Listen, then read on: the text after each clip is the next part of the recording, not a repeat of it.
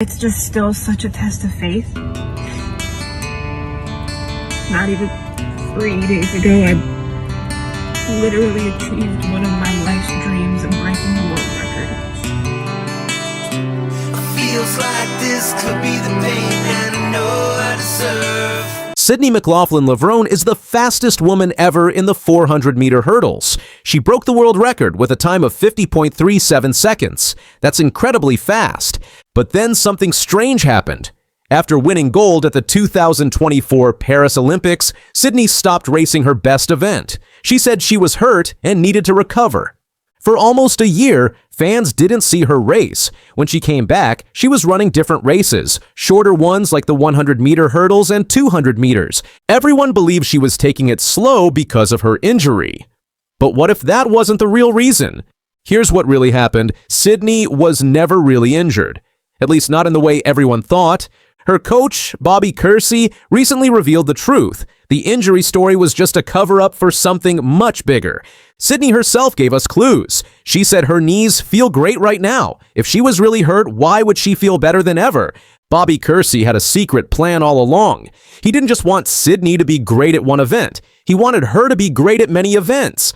Think about it. Most athletes focus on just one thing. Sprinters run sprints. Hurdlers run hurdles. But what if one person could be the best at several different races? That's exactly what Kersee was planning for Sydney. Bobby Kersee isn't just any coach. He's trained some of the greatest athletes in track and field history. He coached Jackie Joyner-Kersee, who dominated multiple events and won 6 Olympic medals. He also worked with Allyson Felix, who became one of the most decorated sprinters ever. So when Kersee looks at an athlete, he sees possibilities that others might miss. When Kersee first started working with Sydney, he noticed something special. Yes, she was amazing at the 400-meter hurdles, but her natural speed, her technique, and her athletic ability suggested she could do much more. He began to wonder, what if Sydney didn't have to choose just one event? What if she could rewrite the rules of track and field? The plan was bold and risky. In today's world of sports, athletes usually pick one thing and stick with it. They train for years to perfect one specific skill, but Kersee had a different vision. He wanted to prove that a truly gifted athlete could master multiple events at the highest level. This wasn't about being good at many things.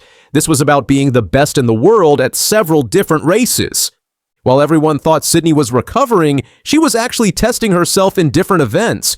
The 100-meter hurdles showed something incredible. She ran almost as fast as her best time from years ago. That's not what someone with an injury does. This race tested her ability to clear barriers with perfect technique while running at top speed. It's a completely different skill from the 400-meter hurdles, requiring explosive power and precision timing.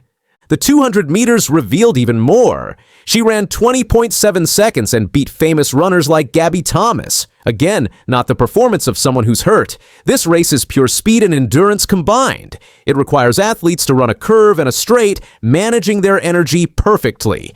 Sydney's performance here showed she could compete with the world's best pure sprinters. The 4x100 relay was another piece of the puzzle. She ran a strong second leg, showing her speed was still there. Relay running requires perfect timing, smooth handoffs, and the ability to accelerate quickly. Sydney's success here proved she could handle the technical demands of team racing while maintaining her individual speed. Each race was a test. Kersee was seeing how good Sydney could be at different events. He was mapping out her strengths and weaknesses across multiple disciplines. Every time she stepped on the track, she was gathering data for the bigger plan. You might wonder, why lie about the injury? Why not just say she was trying new events? There are 3 smart reasons behind this strategy. First, keeping the injury story alive created less pressure on Sydney's performances.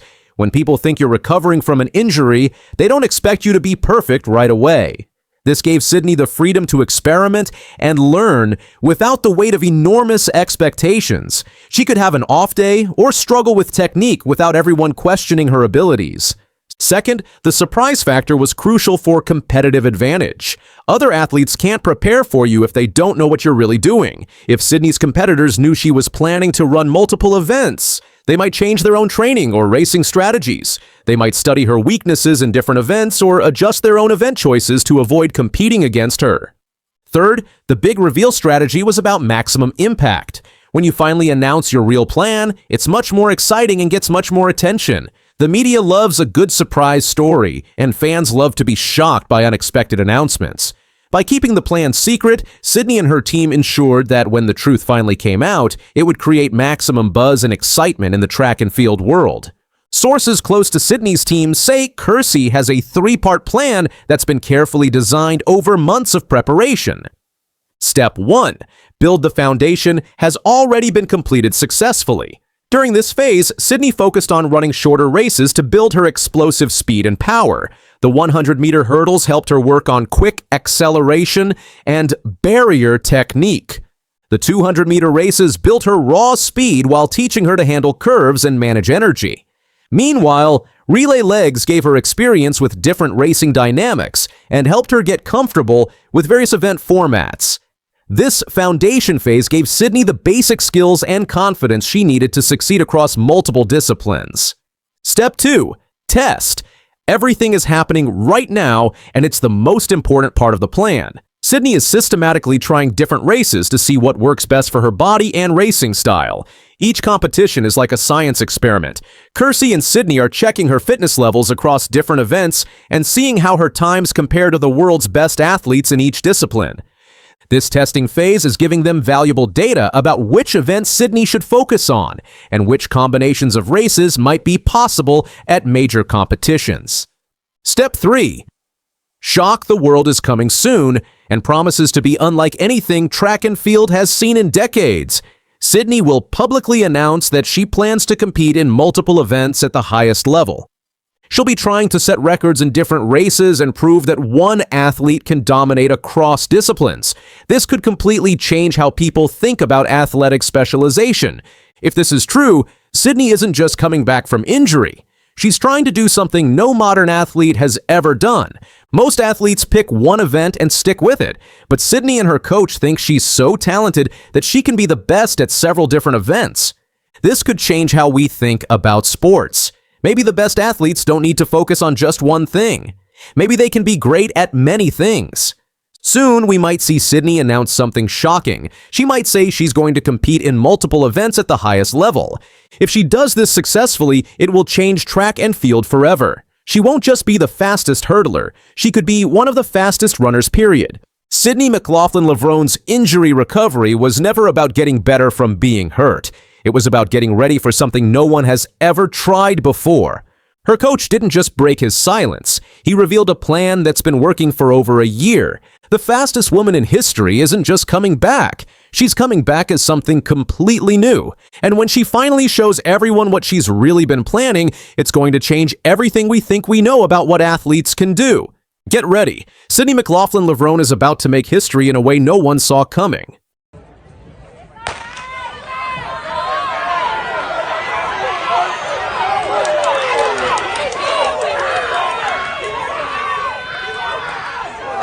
The gun fired at the Star Athletics Sprint Series on Saturday, June 14th. 8 runners exploded from the blocks in Florida.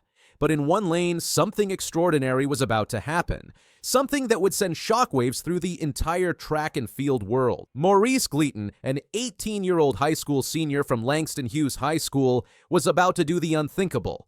Defeat world champion Christian Coleman in his own race. When the electronic timer flashed 9.82 seconds, the track fell silent, then erupted because what they had just witnessed defied everything they thought they knew about high school versus professional sprinting. An unknown kid from South Fulton, Georgia, had just destroyed the track and beaten one of the greatest sprinters in history. But this story doesn't start with that earth-shattering 9.82. It starts with a sophomore who was simply wanting to get better. Maurice Gleeton, born November 26, 2006, wasn't always the sprint sensation he is today. He was just another multi-sport athlete at Langston Hughes High School, playing wide receiver on the football team while competing in track and field. The breakthrough came during his sophomore year when something clicked. Gleeton became dedicated to the sport like never before, training relentlessly and working to get better every single year. His coach, Roland Colvin, who took over the program when Gleeton was a freshman, noticed the transformation immediately. He's always had that work ethic in him, but sophomore year is when he really started showing it, Colvin stated. He's said it in interviews before. He wants to be the best sprinter to come through Georgia, and he just keeps working. It's hard for him to rest because he just wants to keep going. We don't have to push him. It's, "Coach, what do we have today? Let's go." He's always ready. That sophomore dedication paid off immediately. Gleeton broke the Georgia State 100-meter record with a 10.14-second finish, announcing himself as a serious contender. But he wasn't done. He continued improving consistently, setting his sights on barriers that no Georgia high schooler had ever broken. In 2023, at just 16 years old, Gleeton dominated the Nike Outdoor Nationals High School Championships, winning the 200 meters and finishing runner-up in the 100 meters. That year, he ran American 10th grade high school record, times of 10.14 seconds for the 100 meters and 20.52 seconds for the 200 meters. The track world was starting to take notice. 2024 saw Gleeton reach new heights. He won both the 100 meters and 200 meters at the Nike Outdoor Nationals High School Championships, proving his dominance across multiple events. But the real magic was still to come. March 2025 brought the first glimpse of what was possible. In Jacksonville, Florida, Gleeton clocked 10.01 seconds for the 100 meters, the fastest time in the United States that year. The track community began buzzing. A high school senior running 10.01. That was world-class territory. But it was April 2025 when everything changed forever. At the GHSA 5A Region 3 meet, Gleeton stepped into the blocks knowing he was ready for something special. The conditions were perfect, and he had been training for this moment his entire high school career. When he crossed the finish line, the clock read 9.98 seconds with a wind reading of plus 0.0 meters per second. Perfect conditions, legal wind, electronic timing. Maurice Gleeton had just become the first high school athlete in Georgia to break the 10-second barrier in the 100 meters. The time shattered the previous state record of 10.16 seconds held by Christian Coleman and D'Angelo Cherry. More incredibly, it was the second fastest win-legal time in American high school history, behind only Christian Miller. An unknown kid from Georgia had just joined the most exclusive club in prep track and field. The track world exploded. Social media went insane. College recruiters who had never heard of Maurice Gleeton were suddenly calling nonstop. The University of Georgia secured his commitment with a full scholarship, but everyone knew this kid was destined for much bigger things. At the Bob Hayes Invitational, Gleeton continued his dominance, running 10.01 seconds in the 100-meter dash. Again, the fastest time in the U.S. that year. He also won the 200 meters, clocking 20.64 seconds, which set a school record and was Georgia's fastest time of the season. Additionally, he anchored Langston Hughes' 4x100 relay team to a 40.39-second finish at the MTFX CCGA Invitational, the fastest relay time in the nation that year. But the ultimate test was coming. The Star Athletics Sprint Series in June 2025 would pit this high school sensation against the best professional sprinters in the world, including Christian Coleman, the 60-meter world record holder and former world champion. Nobody expected what happened next. In the preliminaries, Gleeton ran a wind-assisted 9.87 seconds to finish ahead of Cravant Charleston. Coleman, the seasoned professional, managed 10.03 seconds in the prelims. The writing was on the wall. The final was where legends are made. Maurice Gleeton, still just 18 years old and weeks away from high school graduation, lined up against Christian Coleman, one of the greatest sprinters in American history. The stadium was electric. Everyone wanted to see if the kid could back up his incredible season. The gun fired. Gleeton's start was explosive. His drive phase was flawless. His transition to upright running was textbook perfect. And when he crossed the finish line, the impossible had become reality. Maurice Gleeton, 9.82 seconds. Wind-assisted plus, 2.8 meters per second. Brandon Hicklin, 9.92 seconds. Christian Coleman, 9.93 seconds. An 18-year-old high school senior had just defeated a world champion. The track had been destroyed. The hierarchy of American sprinting had been shaken to its core. But the race was overshadowed by what happened next. According to reports, Gleeton looked back at Coleman while crossing the finish line. Coleman felt disrespected and confronted the teenager, leading to a heated exchange. The former world champion had to be restrained from escalating the situation further. As Gleeton walked away, he allegedly taunted Coleman, asking, "How do you get rolled by an 18-year-old?" The incident continued on social media, with Gleeton posting an Instagram story directed at Coleman, boasting about his victory. The track world was divided. Some celebrated the young sprinter's confidence, others felt he had crossed a line of respect, but everyone agreed on one thing: they had just witnessed something historic. Gleeton later issued an apology via text message, expressing his respect for both Coleman and Sha'Carri Richardson. He explained that his actions were not intended to be disrespectful and that his excitement at racing against Coleman had gotten the better of him. Coleman responded graciously, accepting Gleeton's apology and offering encouragement. He acknowledged Gleeton's recent successes and invited him to reach out for advice in the future. The exchange, shared on social media, signaled a resolution to the conflict. At the New Balance Nationals Outdoor Championships later that month, Gleeton finished runner-up in the 100 meters with 10.11 seconds, just 0.01 seconds behind Tate Taylor. Even in defeat, he was running times that would make most college seniors jealous.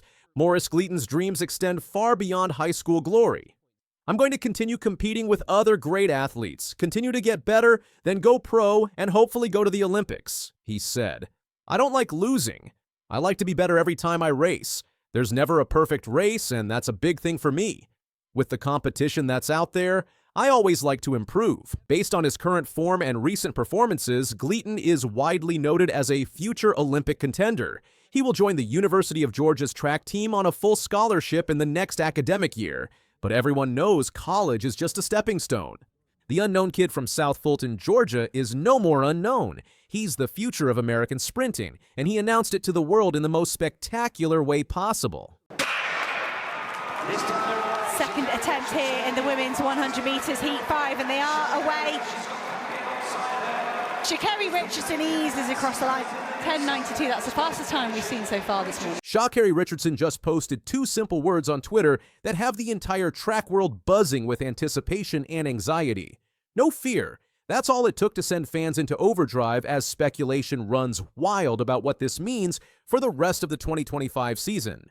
The timing of Richardson's no fear tweet couldn't be more significant. The World 100-meter champion has had a concerning start to the 2025 season, racing only once at the Seiko Grand Prix in Tokyo, where she finished 4th with a disappointing time of 11.42 seconds. For an athlete who dominated the 2023 World Championships and holds the current world lead, this performance sent alarm bells ringing throughout the track community. Meanwhile, her rivals have been putting on a show. Julian Alfred, who defeated Richardson for Olympic gold in Paris, remains undefeated in all her 100-meter and 200-meter races this season. Richardson's own training partner, Melissa Jefferson Wooden, has been producing incredible performances at the Grand Slam Track League. Richardson entered the Paris Olympics carrying enormous expectations. After her 2021 doping violation kept her out of Tokyo, she had declared, "I'm not back, I'm better," following her victory at the 2023 U.S. Championships. The world was watching, anticipating a golden performance from America's sprint sensation. Instead, Julian Alfred of St. Lucia stunned the track world, claiming gold with a blistering 10.72 seconds, while Richardson settled for silver at 10.78 seconds. The 180,854 spectators in Paris witnessed Alfred's historic victory, but the internet's reaction to Richardson's performance was brutal and immediate. Alfred's victory celebration in the rain became an iconic moment, with St. Lucia's population dancing in the streets after witnessing their first Olympic track and field gold medal. The circumstances surrounding the Paris final made Richardson's silver even more controversial. 3 of Jamaica's sprint legends were notably absent from the competition. Shelly-Ann Fraser-Pryce withdrew ahead of the semifinals due to an undisclosed injury suffered during warm-up, though controversy emerged when she was denied access to the warm-up area due to new regulations requiring athletes to arrive on team buses.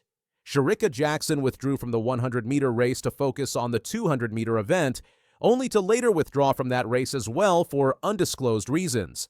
Elaine Thompson-Herah, the defending Olympic champion, couldn't compete due to an Achilles tendon injury sustained at the New York Grand Prix. Social media exploded with criticism. One fan wrote on X, "No Shelly Ann Fraser-Price, Sharika Jackson, and Elaine Thompson-Herah, but your fave Shea Carey Richardson still can't win the women's 100 meters. Fraud." The absence of Jamaica's sprint queens due to injuries and withdrawals had seemingly cleared Richardson's path to gold, making her silver medal feel like a missed opportunity to her critics. The backlash intensified with comments like, "She's a confirmed fraud TBH, all this hype for another choke job, and first and only silver? I thought this BH was good, thought she was the GOAT, or some sent the way y'all been hyping her up." These harsh reactions reflected the enormous pressure and expectations placed on Richardson's shoulders. Her performance issues weren't new. Four-time Olympic gold medalist Michael Johnson had previously criticized her starting technique, stating, "Shea Carey's start is very, very inconsistent. It's a real struggle, real problem for her." This weakness haunted her in Paris, where she once again got off the blocks slowly and couldn't recover in time to catch Alfred. Technical analysis of the race disclosed that Richardson's reaction time and first 30 meters were significantly slower than her competitors, a pattern that had plagued her throughout her career.